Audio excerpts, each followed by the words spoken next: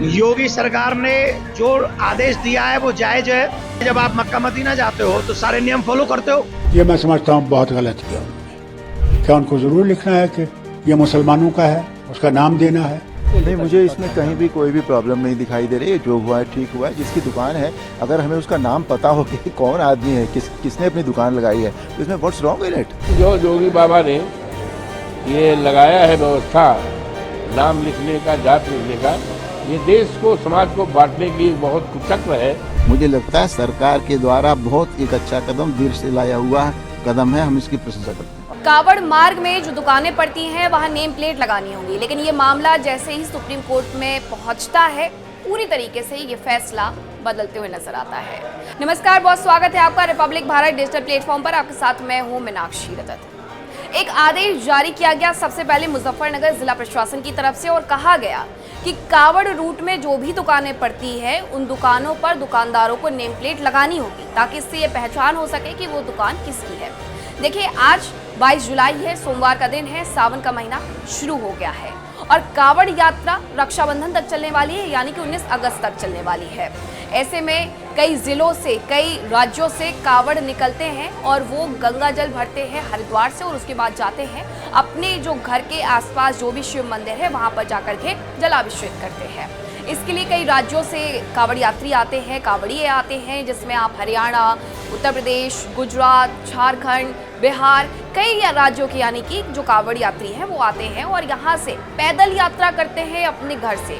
कभी कभी 15 दिन लगते हैं, कभी 3 हफ्ते लगते हैं और इतने संघर्ष के बाद जब वो हरिद्वार पहुँचते हैं गंगा जल भरने के लिए, तब जाकर के उन्हें कहीं थोड़ी सफलता हाथ लगती है, क्योंकि उसके बाद भी आगे का सफर उसी तरीके से जारी रहता है। इन सब में क्योंकि वो कई रास्तों से गुजरते हैं, कई राज्यों से गुजरते हैं, लेकिन उनकी जो गंतव्य स्थल है वो सिर्फ एक होता है, उत्तराखंड का हरिद्वार।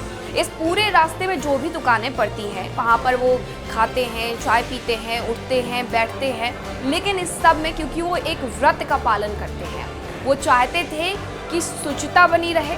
शुचिता बने रहने के साथ साथ उनकी जो पवित्रता है वो भी भंग ना हो। इसे देखते ही मुजफ्फरनगर जिला प्रशासन की तरफ से ये आदेश जारी किया गया कि नेम प्लेट लगा दीजिए जिसकी जो भी दुकान है।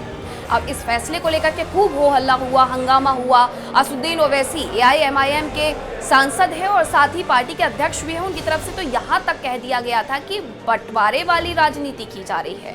हालांकि उनके इस बयान से उत्तर प्रदेश सरकार को कोई फर्क नहीं पड़ा। उत्तर प्रदेश सरकार ने एक और नियम जारी कर दिया और कहा कि अब जितना भी पूरा कावड़ रूट पड़ता है उस पूरे कावड़ रूट पर आपको नेम प्लेट लगानी होगी।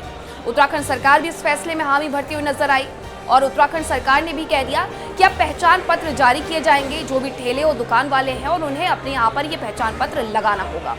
इतना ही नहीं, इसकी आंच जो है इस धार्मिक युद्ध की वो मध्य प्रदेश तक जा पहुंची। अब मध्य प्रदेश में भी इसी तरीके की मांगे उठने लगी कि अरे यहाँ पर भी, हमारे यहाँ पर भी, यानी कि मध्य प्रदेश में भी नेम प्लेट तो होनी चाहिए। जयपुर, राजस्थान में भी इसी तरीके की मांग उठी, बिहार में भी इसी तरीके की मांग उठी, तो दिल्ली में भी इसी तरीके की मांग उठी। यानी एक पूरा जो पैटर्न है वो देखने को मिला। लेकिन अब ये पूरा मामला एक NGO लेकर के जाता है सुप्रीम कोर्ट में। सुप्रीम कोर्ट में इसे चुनौती दी जाती है याचिकाकर्ता के द्वारा और सुप्रीम कोर्ट में आज जब सुनवाई होती है तो एक बड़ा फैसला सुप्रीम कोर्ट के द्वारा लिया जाता है। सुप्रीम कोर्ट ने कहा, कहाँ खाना है, कहाँ नहीं खाना है, ये हमारा खुद का मौलिक अधिकार है, ये सिर्फ हम सोच सकते हैं, ये सिर्फ हम तय करेंगे। सुप्रीम कोर्ट ने इसके बाद आगे यहाँ उत्तर प्रदेश, उत्तराखंड, मध्य प्रदेश सरकार को नोटिस भी जारी किया। नोटिस जारी करके सुप्रीम कोर्ट ने कहा कि आपको शुक्रवार तक बताना होगा कि आपने ये फैसला क्यों लिया है।